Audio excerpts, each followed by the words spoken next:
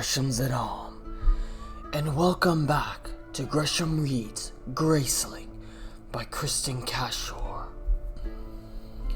Now, in the last chapter, there was some reconciliation between Poe and Katza, as Poe explained the reasoning behind the hiding of his true grace, which is honestly sensible.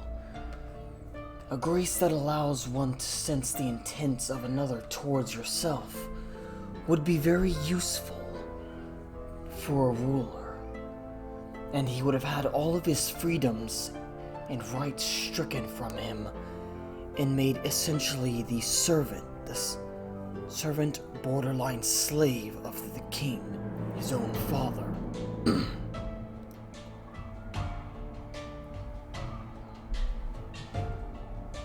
So they decided to play off his semblance via what it enhanced, his fighting. But as they were reconciling, the fated time had arrived. Randa had sent a steward in order to summon her, and thus leads into chapter 15, where we shall be picking off.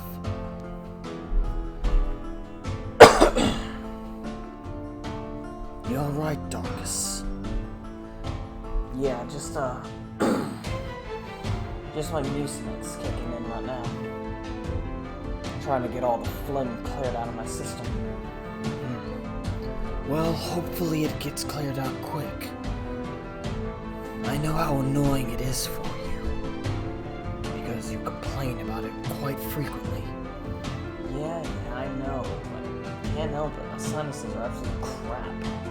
I get stuffed up year round. I don't know what it is. I'm not sure either, but either way, it is time we begin. Chapter 15. Her first thought when she entered the throne room was to wish she had brought a knife after all.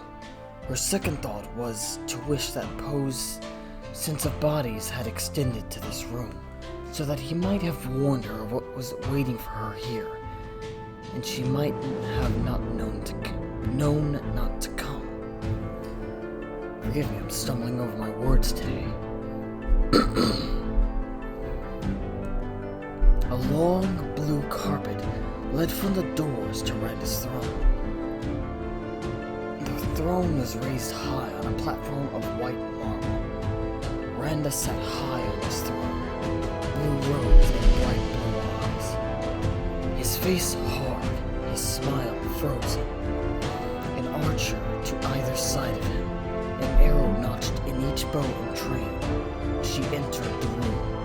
On her forehead, on the place just above her blue and green eyes, two more archers, one in each far corner, also with arrows notched.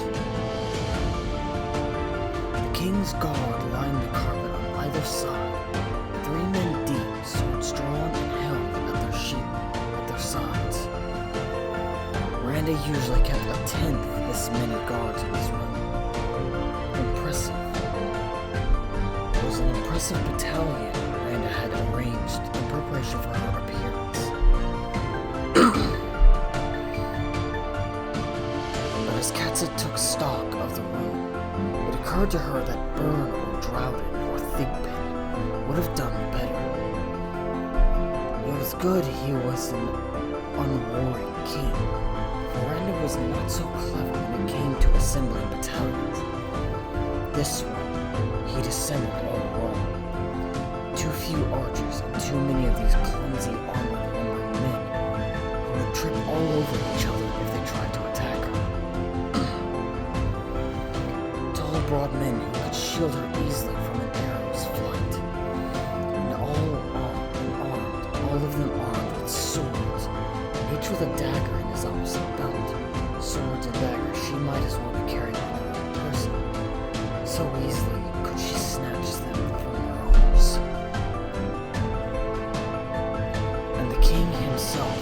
poised high on a platform, a long blue carpet leading straight to him, like a pathway to direct the flight of her blade. If a fight erupted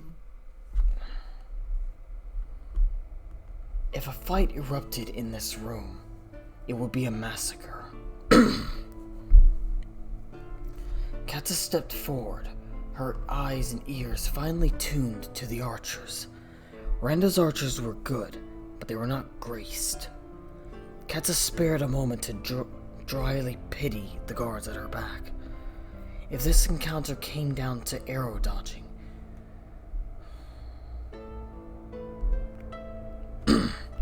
and then, when she'd progressed about halfway to the throne, her uncle called out, "Stop there. I have no wish for your closer company, Katza." Her name sounded like steam hissing down the carpet when Randa spoke it. "You returned to the court today with no woman, no dowry, my underlord and my captain injured by your hand. What do you have to say for yourself?" When a battalion of soldiers didn't trouble her, why should one voice rile her so? She forced herself to hold his contemptuous eyes. "I didn't agree with your orders, Lord King." "Can I possibly have heard you correctly? You didn't agree with my order?" "No, Lord King." Randa sat back, his smile twisted tighter now. "Charming," he said. "Charming, truly. Tell me, Katza, what precisely possessed you with the notion that you were in a position to consider the king's orders, to think about them, to form opinions regarding them? Have I ever asked you to share your thoughts on anything?" "No, Lord King." "Have I ever encouraged you to bestow upon us your sage advice?" "No, Lord King." "Do you imagine it is your wit or stunning intellect that warrants your position in this court?" And here was where Randa was clever. This was how he'd kept her a caged animal for so long. He knew the words to make her feel stupid and brutish, and turn her into a dog. Well, and if she must be a dog, at least she would no longer be in this man's cage.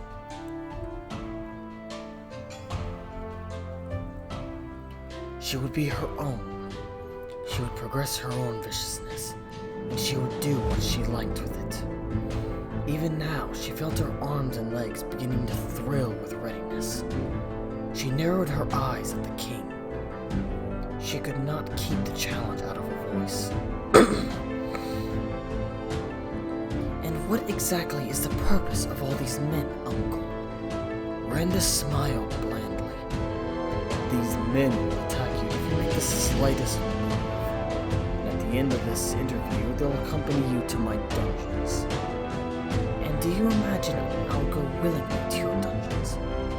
"I don't care if you go willingly or not." "That's because you think these men could force me to go against my will." "Katza, of course we all have the highest regard for your skill, but even you have no chance against 200 guards and my best archers. The end of this conversation will see you either in my dungeons or dead." Katza saw and heard everything in the room. The king and his archers, the arrows notched in hand, the guards ready with their swords, her arms in red sleeves, her feet beneath red skirts. The room was still, completely still, excepting the breath of the men around her, and the tingling she felt inside of her. She held her hands at her sides, away from her body so that everyone could see them. She breathed around the thing that she recognized now as hatred. She hated this king. Her body was alive with it. "Uncle," she said, "let me explain what will happen the instant one of your men makes a move toward me. Let's say, for instance, one of your archers lets an arrow fly. You've not come to many of my practices, Uncle. You've not seen me dodge arrows, but your archers have. If one of your archers releases an arrow, I'll drop to the floor. The arrow will doubtless hit one of your guards. The sword and dagger of that guard will be in my hands before anyone in the room has time to realize what's happened. A fight will break out with the guards, but only 7 or 8 of them can surround me at once, Uncle, and 7 or 8 are nothing to me. As I kill the guards, I'll take their daggers and begin throwing them into the hearts of your archers, who of course will have no sighting on me once the brawl with the guards has broken out. I'll get out of the room alive, Uncle, but most of the rest of you will be dead. Of course, this is only what will happen if I wait for one of your men to make a move. I could move first.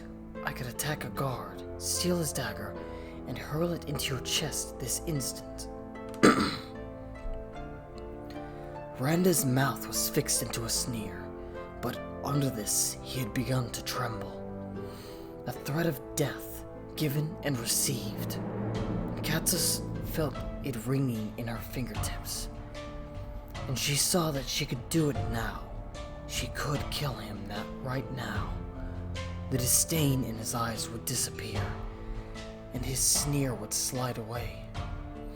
Her fingers itched, for she could do it now with the snatch of a dagger. And then what? A small voice inside herself whispered, and Katza caught her breath, stricken. And then what? A bloodbath, one she'd be lucky to escape. Raffen would become king, and his first inheritance would be the task of killing the murderer of his father. A charge he couldn't avoid if he meant to rule justly as the king of Midlands, and a charge that would break his heart and make her an enemy and a stranger.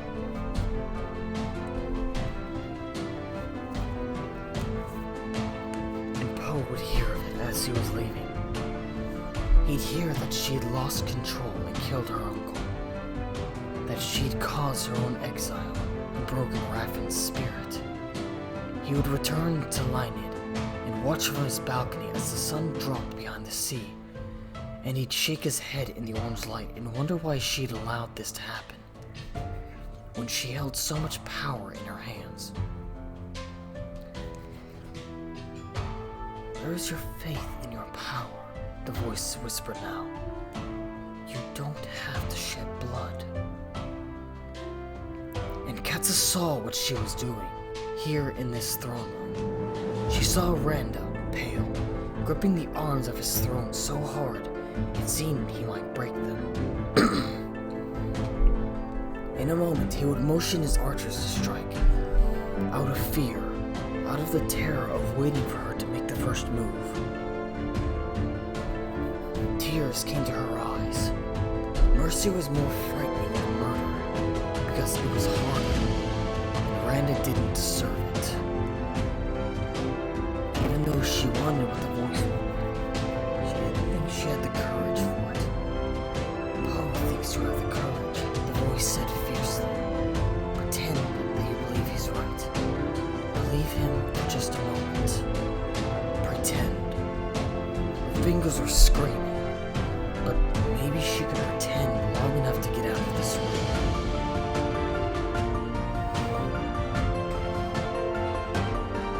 Katza raised burning eyes to the king. Her voice shook. I'm leaving the court, she said. Don't try to stop me. I promise you'll regret it if you do. Forget about me once I'm gone.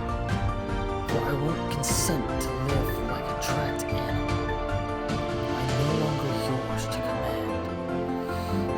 His eyes were wide and his mouth open. She turned and rushed down the long carpet, her ears tuned to the silence, readying her to spin around at the first hint of a bowstring her sword. As she passed through her uncle's great doors, she felt the weight of hundreds of astonished eyes on her back, and none of them knew she had only been a breath, a twitch away from changing her mind.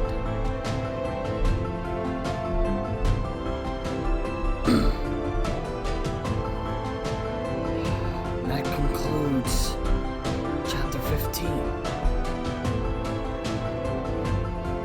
We appear to be going into the second part of this story. Part 2 is labeled The Twisted King. I wonder who that could mean. But either way, it appears that this chapter is just as manageable in length, so I will continue on with chapter 16 as well.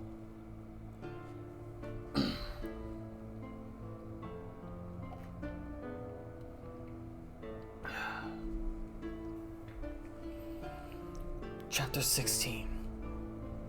They left well before daylight. Raffin and Bon saw them off, the two medicine makers bleary-eyed, Bon yawning endlessly. The morning was cold, and Katza was wide awake and quiet, for she was shy of her riding partner, and she felt strange about Raffin. So strange that she wished he wasn't there. If Raffin hadn't been there watching her go, then perhaps she'd been able to pretend she wasn't leaving him. With Raffin there was no pretense, and she was unable to do anything about the strange, painful water that rose into her eyes and throat every time she looked at him. They were impossible, these two men, for if one did not make her cry, the other did. What Helda would make of it, she could only imagine. And she hadn't liked saying goodbye to Helda either, or Noel. No, there was little to be happy of this morning, except that she was not at least leaving Poe. And he was probably standing there beside his horse, registering her every feeling on the matter. She gave him a withering look for good measure, and he raised his brow and smiled and yawned.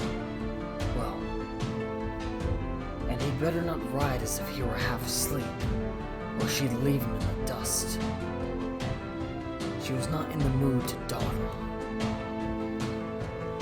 Raffin fussed back and forth between their horses, checking saddles, testing the holds on their stirrups. I suppose I needn't worry about your safety, he said, with the two of you riding together. We'll be safe. Katza yanked at the strap that held her bag to her saddle. She tossed the bag over her horse's back to Poe. You have the list of council contacts in Sunder? Raffin asked. And the maps? You have food for the day? You have money? Katza smiled up at him then, for he sounded as she imagined a mother would sound if her child was leaving forever. Poe's a prince of Lynid, she said. Why do you think he rides such a big horse if not to carry his bags of gold? Raffin's eyes laughed down at her. Take this. He closed his hands over a small satchel. It's a bag of medicines in case you should need them. I've marked them so you'll know what each is for. Poe came forward and held his hand out to bow. Thank you for what you've done. He took Raffin's hand. I'll take care of my grandfather in my absence.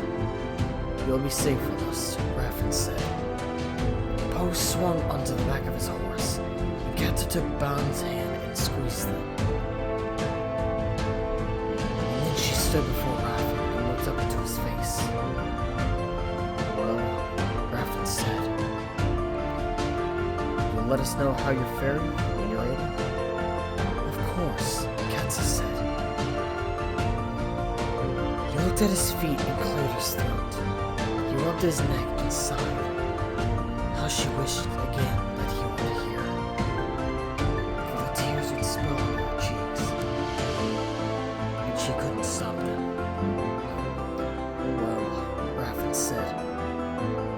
See you again someday, my love.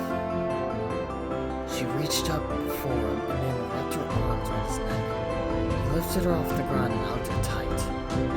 She breathed into the collar of his shirt and held on. And then her feet were on the ground. She turned away and climbed into her side. "Relieved now," she said to Poe. As her horses cantered out of the stable yard, she didn't look back.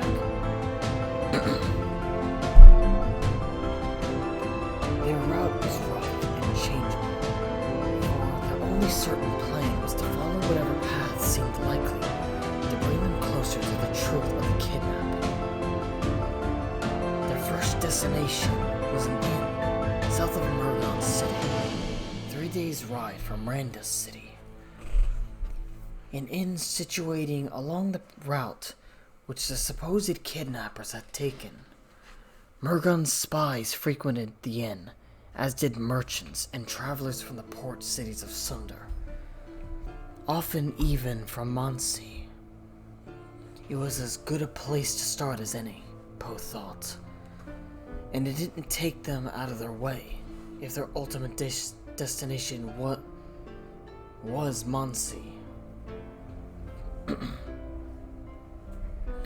They didn't travel anonymously.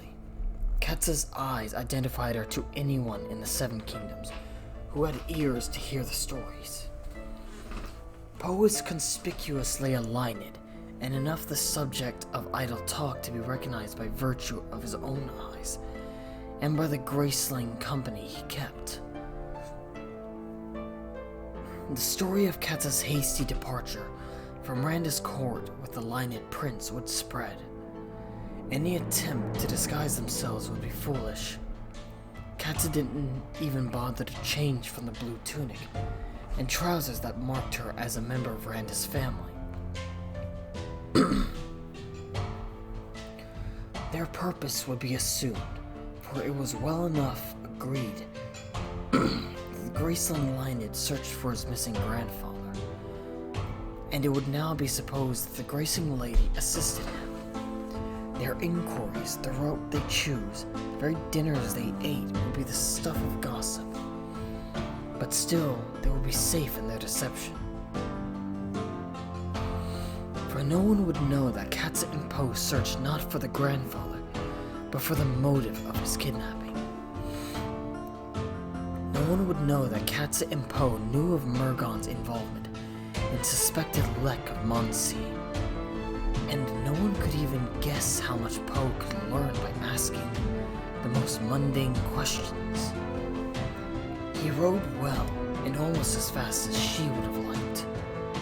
The trees of the southern forest flew past. The pounding of hooves comforted her and numbed her sense of the distance stretched between her and the people she left behind.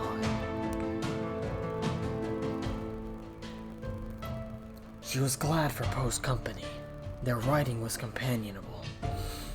But then when they stopped to stretch their legs and eat something, she was shy of him again, and didn't know how to be with him, or what to say. Sit with me, Katza. He sat on the trunk of a great fallen tree, and she glared at him from around a horse. Katza, he said. Dear Katza, I won't bite. I'm not sensing your thoughts right now, except to know that I make you uncomfortable. Come and talk to me. And so she came and sat beside him, but she didn't talk, and she didn't exactly look at him either, for she was afraid of becoming trapped in his eyes. Katza, he said finally, when they had sat and chewed in silence for a number of minutes. You'll get used to me in time. We'll find the way to relate to each other. How can I help you with this? Should I tell you whenever I sense something of my grace, so you can come to understand it? It didn't sound very appealing to her. She preferred to pretend that he sensed nothing, but he was right. They were better now, and the sooner she faced this, the better. Yes, she said. Very well. You have she said. If you always know what I feel about you, then you should always tell me what you're feeling about me, as you feel it. Always. He glanced at her sideways. What wild about that idea? Nor am I wild about you knowing my feelings, but I have no choice. He rubbed his head. I suppose, in theory, it would be fair. It would. Very well. Let's see. I'm very sympathetic about your having left Rafa. I think you're brave to have defied Branda as you did with the Ellis fellow. I don't know if I could have gone through with it. I think you have more energy than anyone I've ever encountered. Though I wonder if you weren't a bit hard on a horse. I found myself wondering why you hadn't wanted to marry Gideon, and if it's because you intended to marry Rafa. If so, whether you're even more unhappy to have left him than I realized. I'm very pleased you've come with me. I'd like to see you defend yourself for real, fight someone to the death, for it would be a thrilling sight. I think my mother would take to you. My brothers, of course, would worship you. I think you're the most quarrelsome person I've ever met, and I really do worry about your horse. He stopped then, broke a piece of bread, and chewed and swallowed. She stared at him, her eyes wide. That's all for now, he said.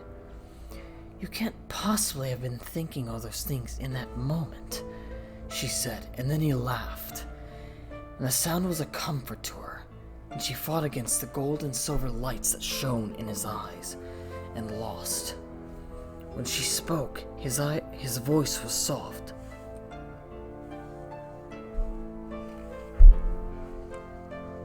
And now I'm wondering, he said, how is it you don't realize your eyes ensnare me, just as mine do you? I can't explain it, Katsa, but you shouldn't let it embarrass you, for we're both overtaken by the same foolishness.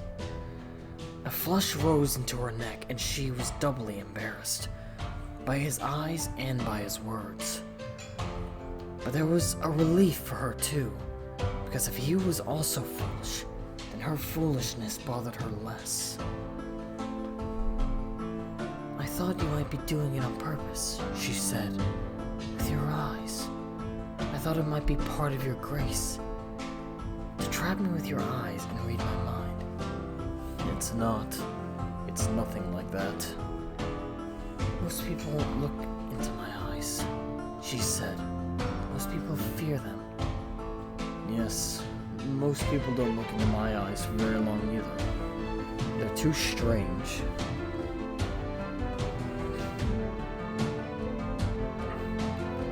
She looked at his eyes then, leaned in and really studied them, as if she hadn't had the courage to do so, to do before. Her eyes are like lights. They don't seem quite natural. He grinned. My mother says when I opened my eyes on the day they settled, she almost dropped me. She was so startled. What color were they before? Gray, like most lined. And yours? I have no idea. No one's ever told me. I don't think there's anyone left I could ask. Your eyes are beautiful, he said, and she felt warm suddenly. Warm in the sun that dappled through the treetops and rested on them in patches. And as they climbed back into their saddles and returned to the forest road, she didn't exactly feel comfortable with them.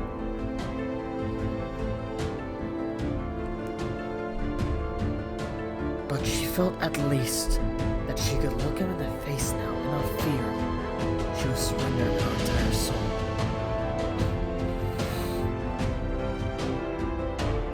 The road led them around the outskirts of Murgon City and became wider and more traveled. Whenever Katsa and Poe were seen, they were stared at.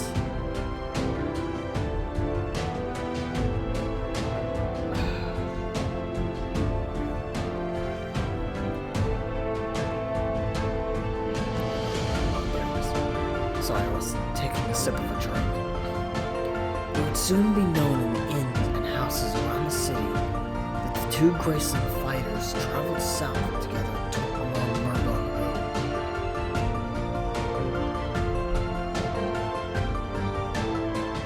Are you sure you don't want to stop in on King Murgon? Katza said, and ask him questions?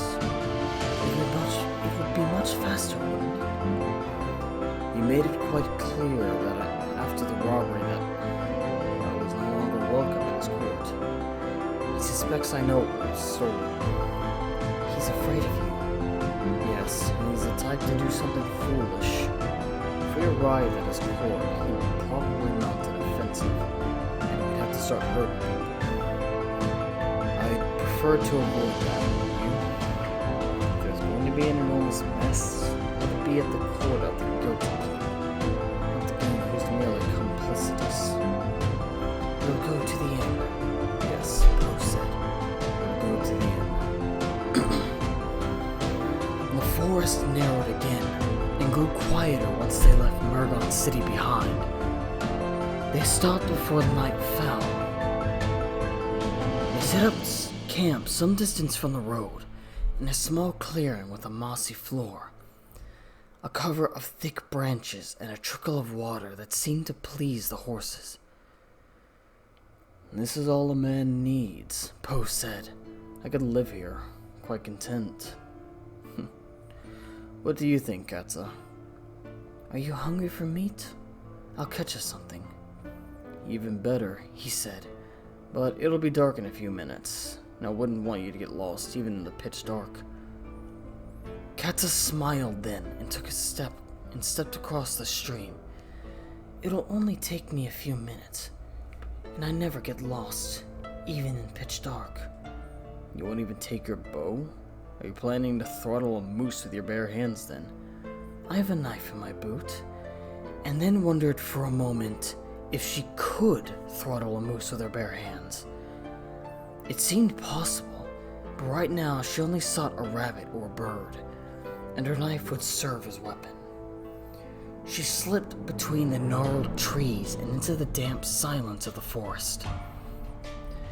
It was simply a matter of listening, remaining quiet, and making herself invisible. She came back later with a great fat-skinned rabbit. Poe had built a fire. The flames cast orange light on the horses and on himself. It was the least I could do, Poe said dryly. And I see you've already skinned that hare. I'm beginning to think I won't have much responsibility as we travel through the forest together. Does it bother you? You're welcome to do the hunting yourself. Perhaps I can stay by the fire and mend your socks and scream if I hear any strange noises. He smiled then. Do you treat Gideon like this when the two of you travel? I imagine he finds it quite humiliating. Poor Poe, you may content yourself with reading my mind if you wish to feel superior. He laughed. I know you're teasing me, and you should know I'm not easily humiliated. You may hunt for my food and pound me every time we fight, and protect me when we're attacked if you like. I'll thank you for it. But I'd never...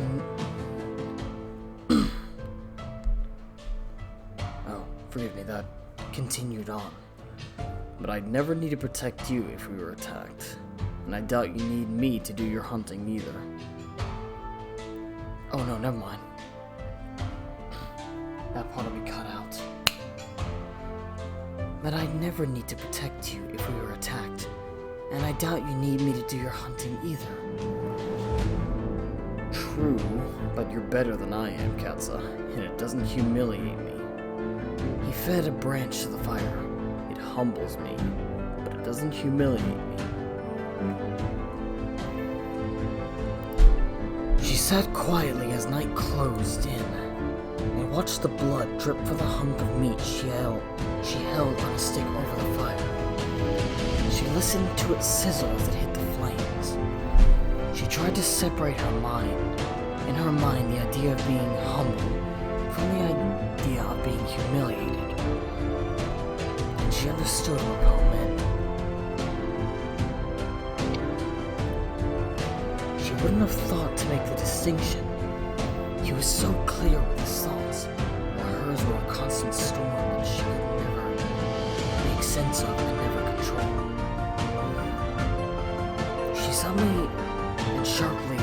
She felt suddenly and sharply that Poe was smarter than she, worlds smarter, and that she was a brute in comparison, an unthinking and unfeeling brute. Katsa. She looked up, the flame danced in his silver and gold of his eyes, and caught the hoops in his ears. His face was all white. "Tell me," he said, "whose idea was the council?" "It was mine." "And who has decided what missions the council carries out?" "I have, ultimately." "Who has planned each mission?" "I have, with Raffin and all and the others." He watched his meat cooking over the fire.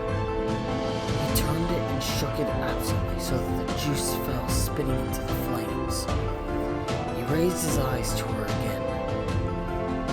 "I don't see how you can compare us," he said, "and find yourself lacking in intelligence, or unthinking or feeling. I've had to spend my entire life hammering out the emotions of others, and myself in my mind. If my mind is clearer sometimes than yours, it's because I've had more practice. That's the only difference between us." He focused on his meat again. She watched him, listening. "I wish you would remember the council," he said. "I wish you would remember that when we met, you were rescuing my grandfather, for no other reason than that you didn't believe he deserved to be kidnapped." He leaned into the fire then, and added another branch to the flames. They sat quietly, huddled in the light surrounded by darkness.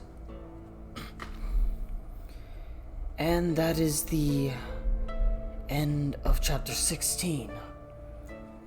2 chapters once again, so I hope you all enjoyed it. These 2 chapters were certainly interesting, and we have also begun on the second part of this interesting story. Anyways, I've gone on for long enough, I think, so I will simply summarize my thoughts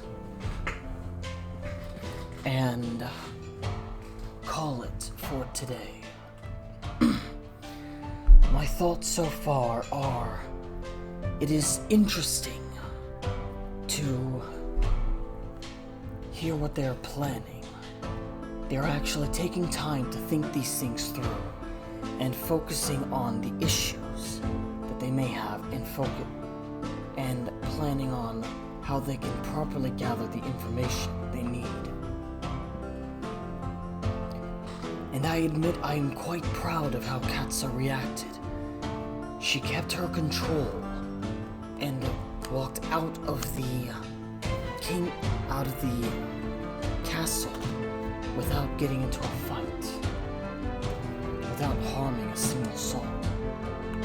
And that is incredibly difficult when you are fearful of your own anger.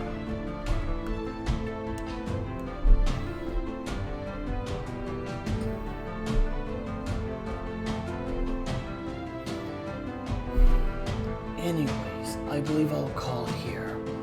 If you enjoyed the video, be sure to leave a like and a comment down below telling your favorite part of this story so far. And if you enjoy the content that is produced on this channel, be sure to subscribe and ring the notification bell so you know when we upload. I will see you all in the next video for the next chapters. I am Gresham Zedal, and I shall leave you to your day. I shall see you next time.